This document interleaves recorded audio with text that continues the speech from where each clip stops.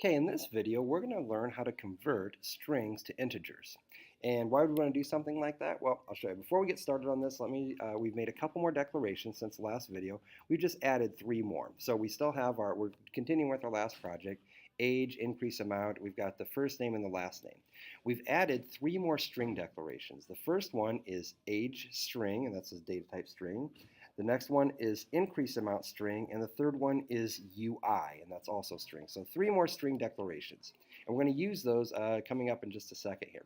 So in our last video, what we did is we went ahead and we prompted the user to enter their first name and their last name, and that worked out just fine.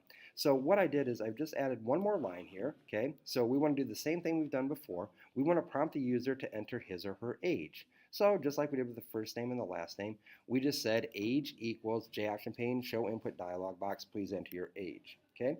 Whenever we run this command, let's go ahead and compile it, we get an error. Why is there an error? We didn't get an error before. As a matter of fact, if I comment this out, everything's going to work just fine, okay? So we'll go ahead and compile that, run it, okay? So now everything works just fine.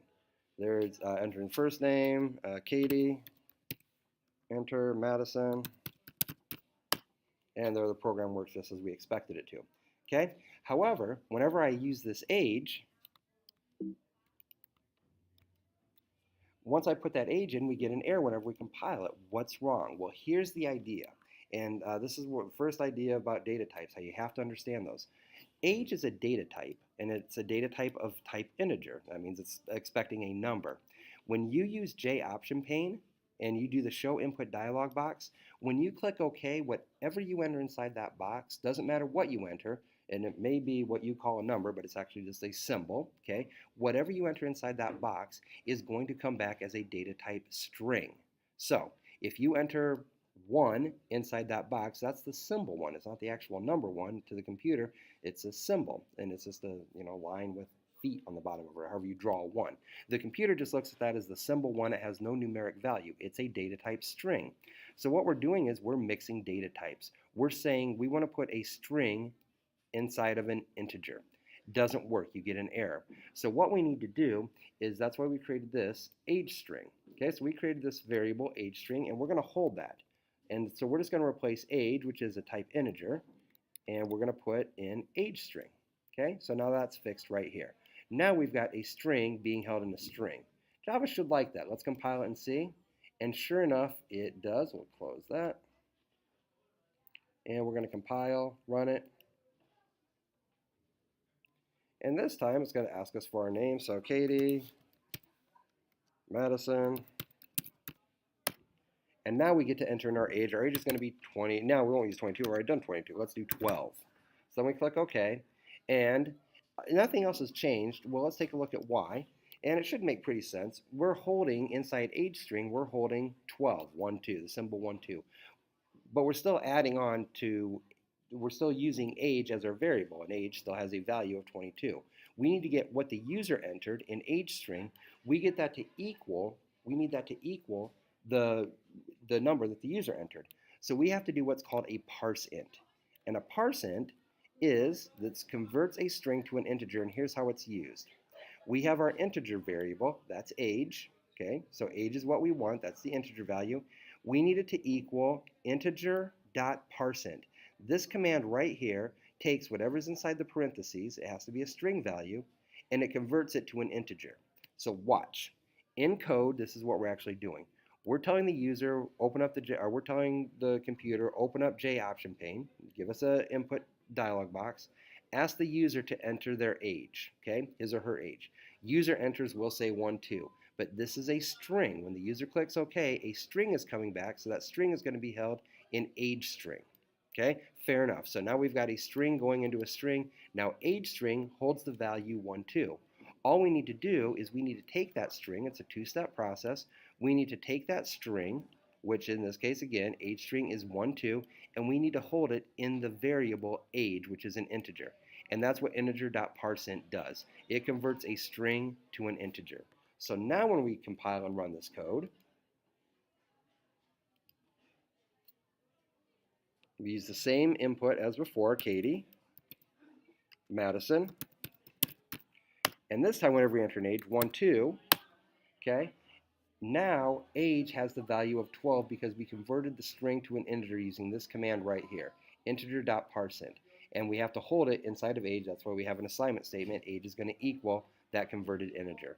So now we're adding up. All we need to do is one more time, we're going to do that same command. And this time we're going to prompt the user to, we want to do the increase amount string. That's what this variable is right here, increase amount string. And whatever the user enters there, we're going to hold it in this string.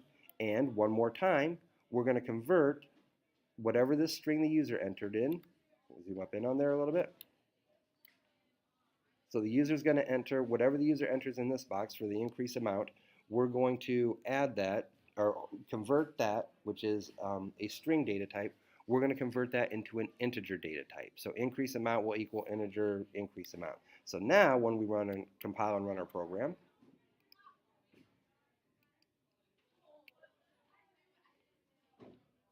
and Katie, Madison, okay, we'll enter 12. And this time we're going to enter in 162. So that's our increase amount.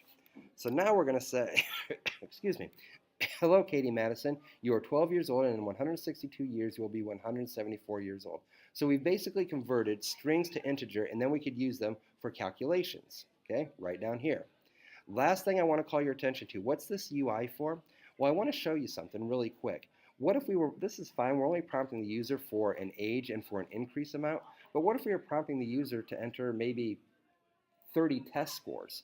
Well, doing this method, we would have to have score 1, so we'd have to have int score 1, string score 1, int score 2, string score 2, int score 3, string score 3. It would take forever, okay? We'd have to, for every integer that we really wanted, we would have to have a matching, just kind of a dummy temp string that we could hold whatever the user entered into. That's where UI comes into handy. UI is just, it stands for, it's my creation, it's called user input. You can use anything you want to, temp string, temp input. What we're going to do is where we have this age string equals user input, watch this. We're going to have, instead of age string, we're going to declare UI. UI just means user input.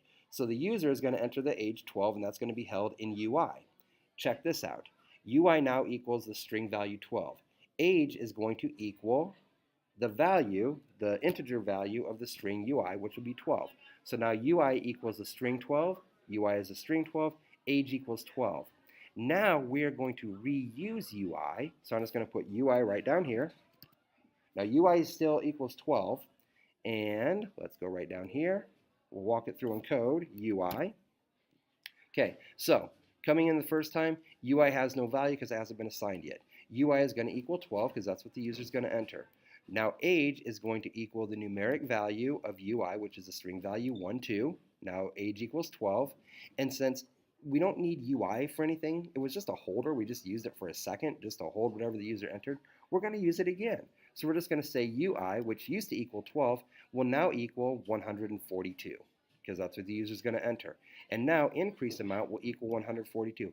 We can recycle UI and use it as many times as we want. And to prove it, let's go ahead. I'm going to get rid of these two lines right here. We don't even need them anymore. And we'll compile, run. Okay, and this time it's going to prompt us. So we'll do Katie, Madison, and we'll click OK. And this time let's enter an age of 54. And we'll enter 316.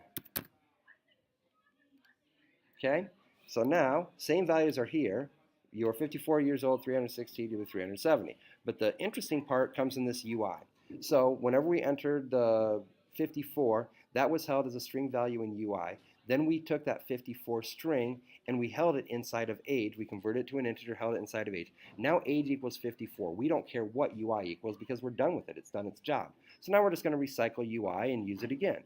UI equals whatever the user enters the second time, which is 316. And then we're just going to take that UI value amount, hold it in increase amount, and now increase amount equals 316. We don't care what UI equals anymore. We're never going to use it again. So basically what you want to do is make sure you declare, if you're going to be collecting user input in numbers and need to convert them, use a temporary string to hold it. And that way you don't have to create strings for every single user input that you want.